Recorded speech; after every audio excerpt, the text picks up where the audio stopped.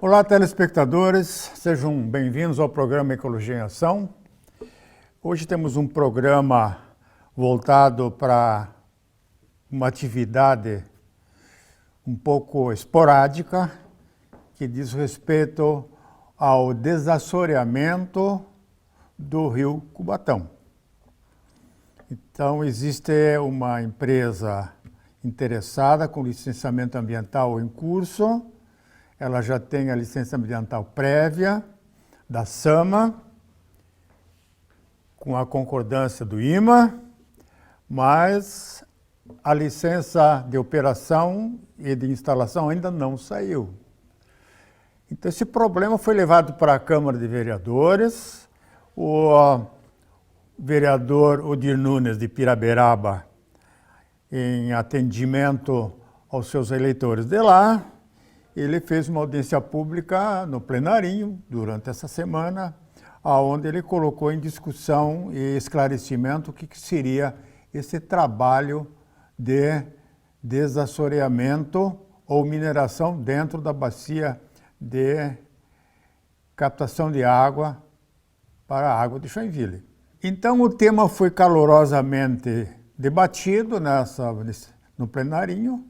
A empresa de mineração e de consultoria, ela apresentou traços do que seria esse projeto, não se definiu muito bem quais eram as áreas que eles iriam minerar, e essa licença, então, ela estava um pouco elástica, o que é um grande perigo para nós consumidores de água da ETA do Cubatão. Nós não chegamos a tomar conhecimento se era acima da captação ou abaixo da captação, quantos metros ou quilômetros seriam desassoreados, qual é o volume que seria gerado de seixo rolado para essa empresa comercializar esse produto. Então ficou assim uma coisa um pouco esquisita.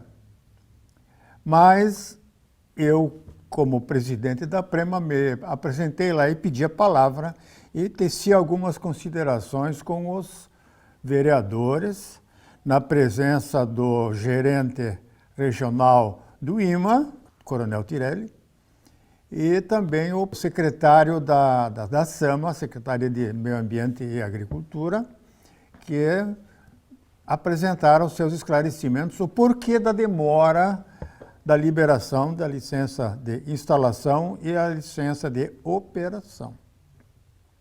Então, eu apresentei lá alguns argumentos que se basearam na questão ambiental, porque a questão ambiental, os mineradores não entraram nesse mérito.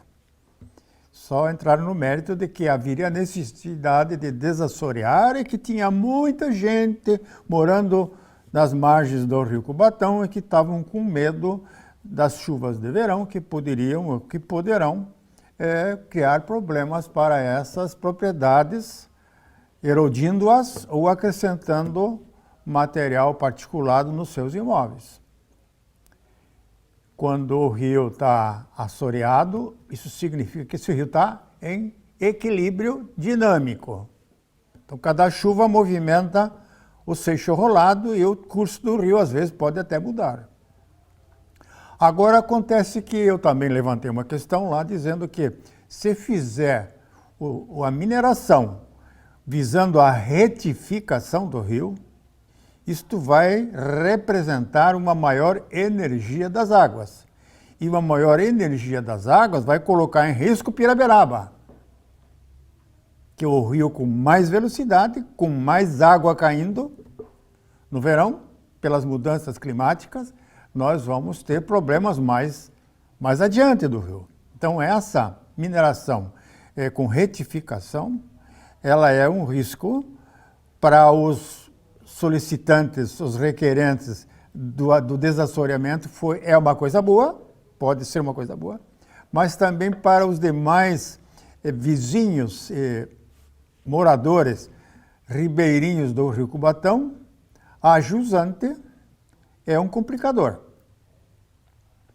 A mineração também ela quebra o selo biológico do rio.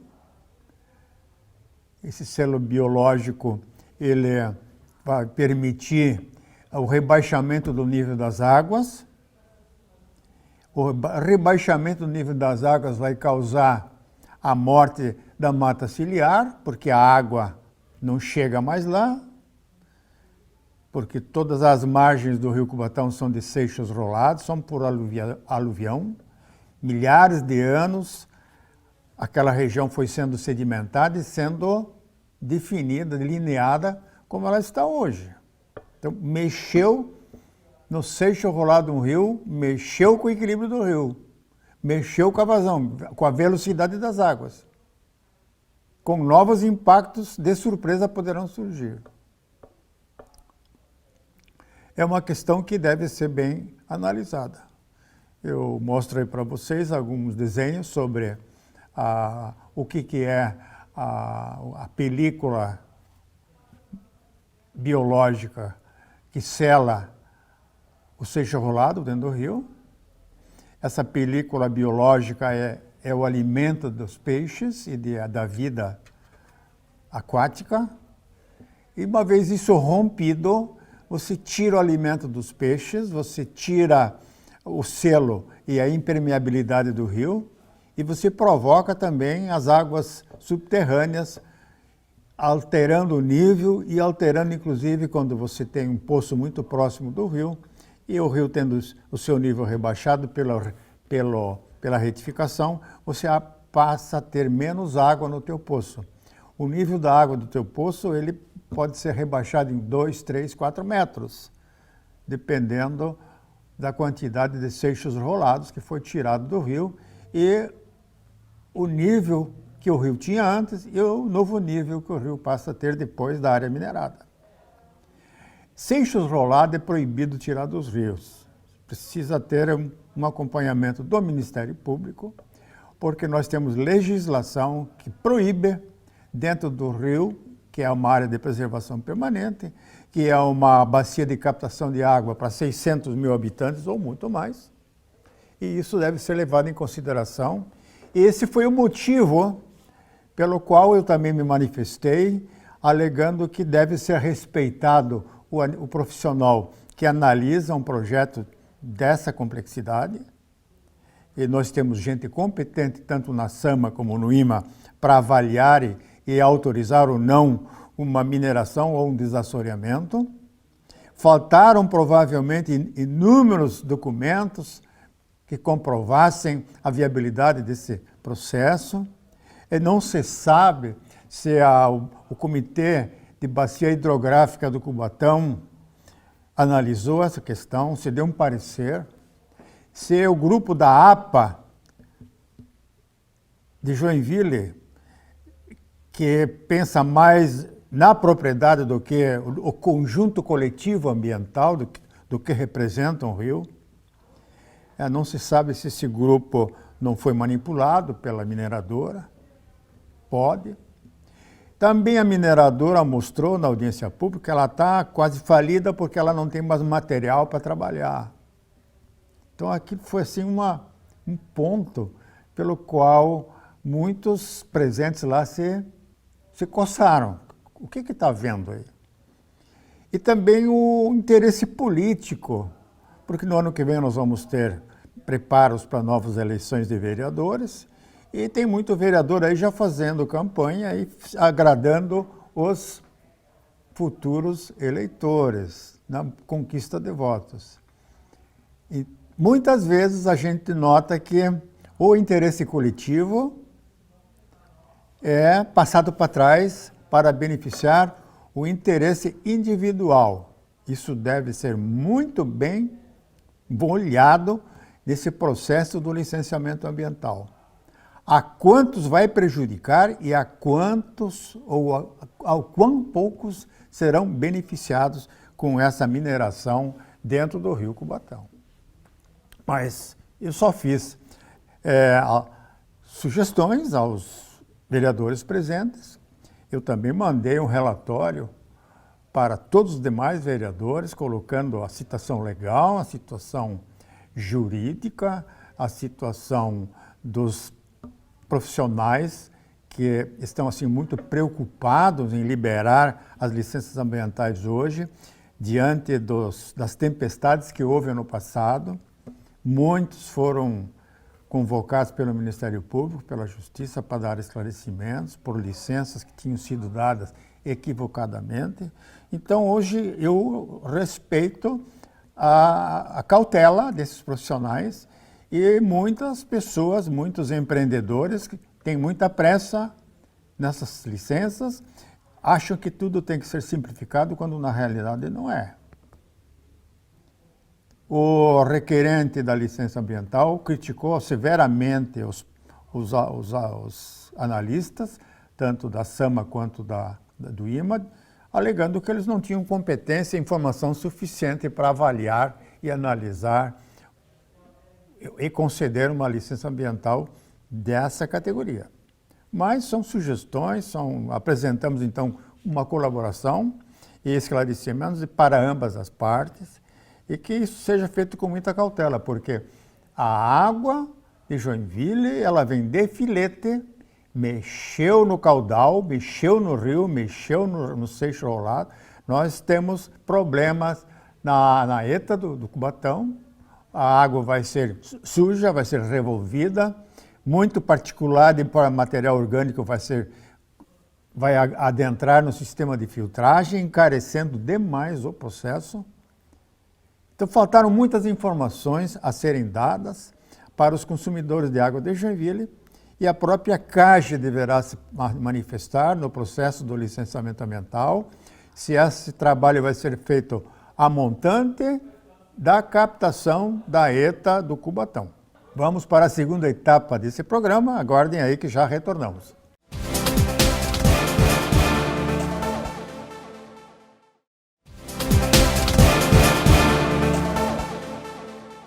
Retornando com a Ecologia em Ação nesse segundo quadro, nós vamos continuar com o assunto da água de Joinville.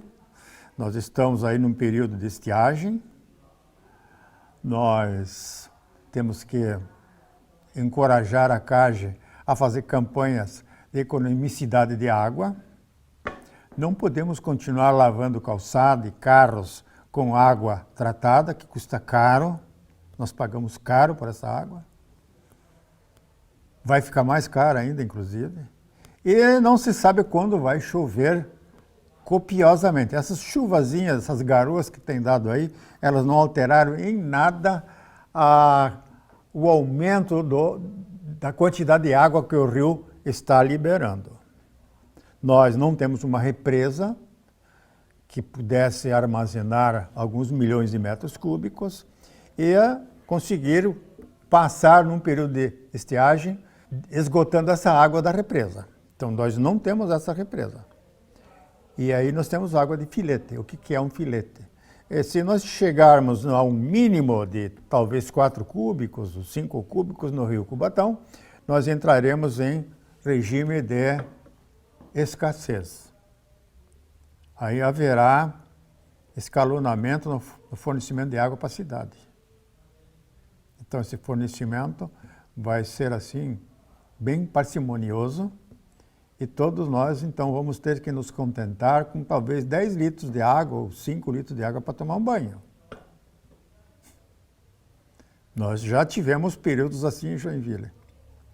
Mas eu queria mostrar para vocês aí um pouco de imagens do rio Cubatão, que é um rio interessante, de águas muito limpas, mas que também corre o risco de ter a qualidade de água a montante da captação bastante impactada, principalmente nos verões, quando o povo de Joinville, que descobriu o rio Cubatão, aquele pessoal que não tem carro para ir para a praia, aquele pessoal que não tem um carro novo para enfrentar trajetos maiores, mas vai para o rio Quiriri, vai para o rio Cubatão se banhar, tem todo esse direito.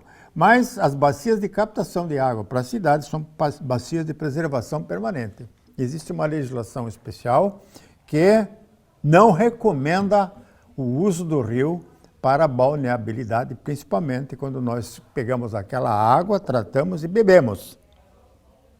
Então, vocês imaginam, Cachorro, lavando o carro dentro da água, sabonete, etc, etc, etc. Dejetos humanos, tudo dentro da água. Isso vai, se for a montante, ou seja, acima da captação da água da caixa, na ETA do Cubatão, nós vamos ter mais investimento, mais produtos químicos para tratar esta água que nós recebemos das nossas torneiras. Então ela deixa de ser uma água de excelente qualidade, com baixo custo, quase que uma água mineral, para termos uma água mais suja, mais contaminada, e muitas vezes alguns produtos químicos não são retidos na estação de tratamento, nos filtros. Material particulado, material sólido flutuante, isso tudo os filtros retêm. Mas produtos químicos líquidos não têm esse tipo de filtração, eles passam. Então esse é o nosso cuidado que nós temos que ter com a água. E se a sociedade de consumidores não mostrar uma vontade de proteção dessa água, o órgão ambiental ele vai acabar cedendo aos apelos de políticos que vão ficar do lado dos banhistas, vão ficar do lado dos predadores e dos caras que estão invadindo hoje as propriedades agrícolas, roubando no verão o milho, roubando galinha, matando os porcos e as vacas e destruindo as matas ciliares. Não há fiscalização em Joinville. E esse também é um problema quando você libera uma licença ambiental de operação para a mineração. Não existe fiscalização de uma licença ambiental de operação, não se sabe até onde vai essa mineração, não se sabe se ela vai estabelecer um volume que também não aparece na licença ambiental de operação, é uma coisa meio solta, e aí nós ficamos de mãos amarradas.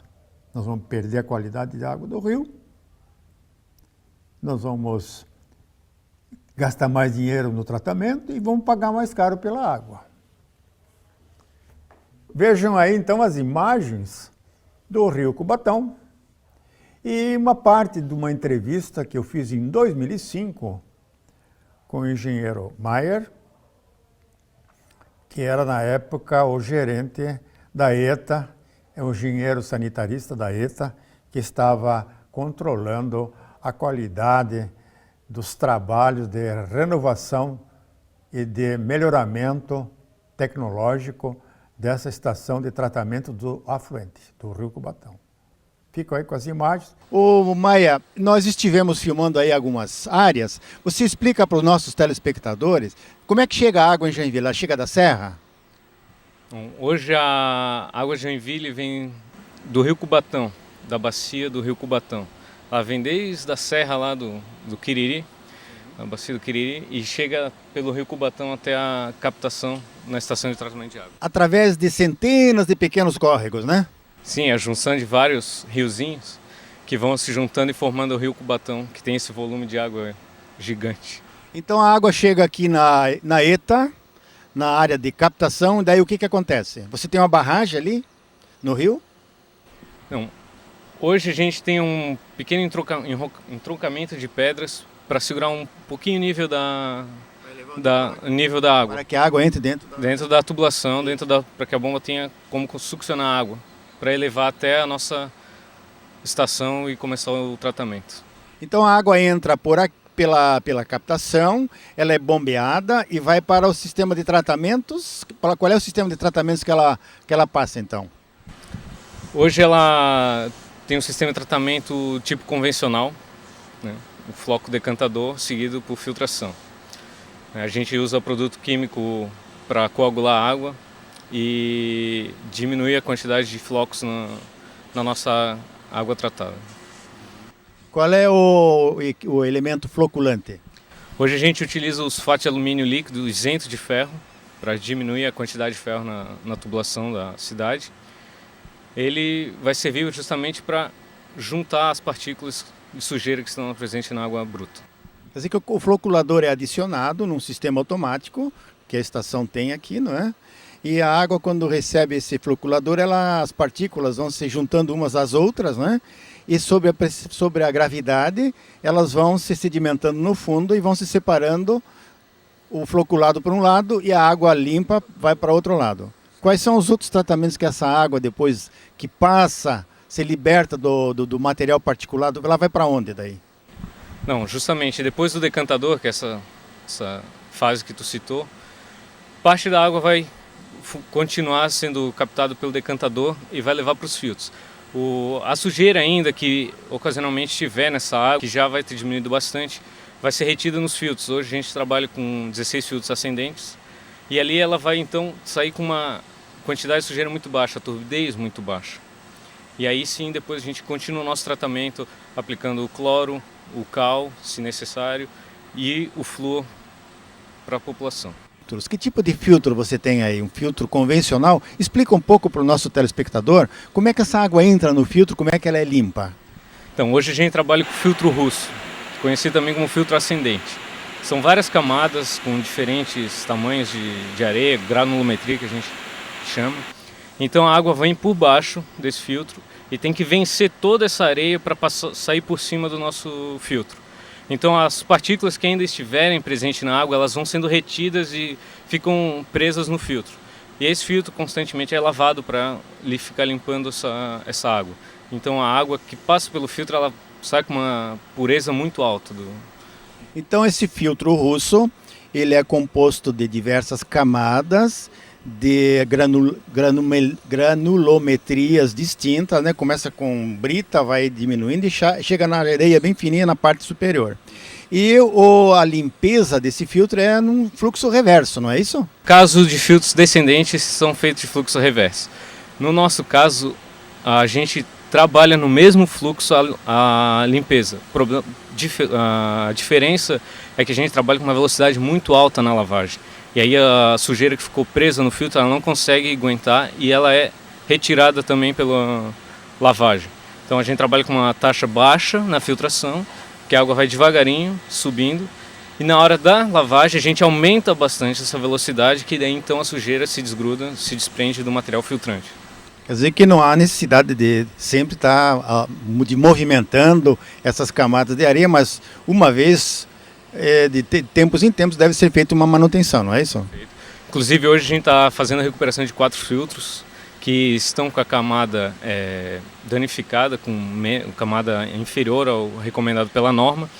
E a gente está fazendo a recuperação desses filtros através de recolocação do material filtrante. Assim como a gente já fez tratamento químico para filtros onde estavam muito comatados com a sujeira. A gente está recuperando os filtros para aproveitar o máximo que podemos da estação de tratamento de água hoje.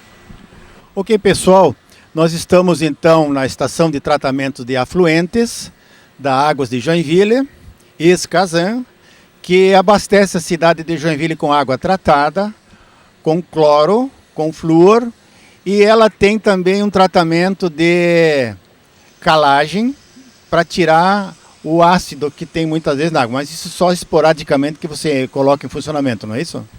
Não, hoje a gente trabalha dentro da portaria, que existe uma portaria 518, que faz várias exigências para a gente poder fornecer água à população.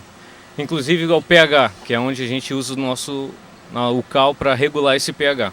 pH, vamos explicar para o nosso telespectador, é o índice de acidez que tem na água. Qual é o pH neutro da nossa água aqui de Joinville? Qual seria o pH neutro? O que a gente trabalha hoje está sendo na faixa entre 6 a 7 de unidade de pH. E o pH neutro seria 7, né? 7, perfeito, 7. Quer dizer que a nossa água tem uma leve acidez, que é o que a norma estabelece. A norma recomenda entre 6 e 9. Então a gente sempre trabalha um pouco acima de 6,5 para garantir que não venha a ser uma qualidade da água baixa. E aí eu vou já me despedindo de vocês, para que não percam o próximo programa Ecologia em Ação.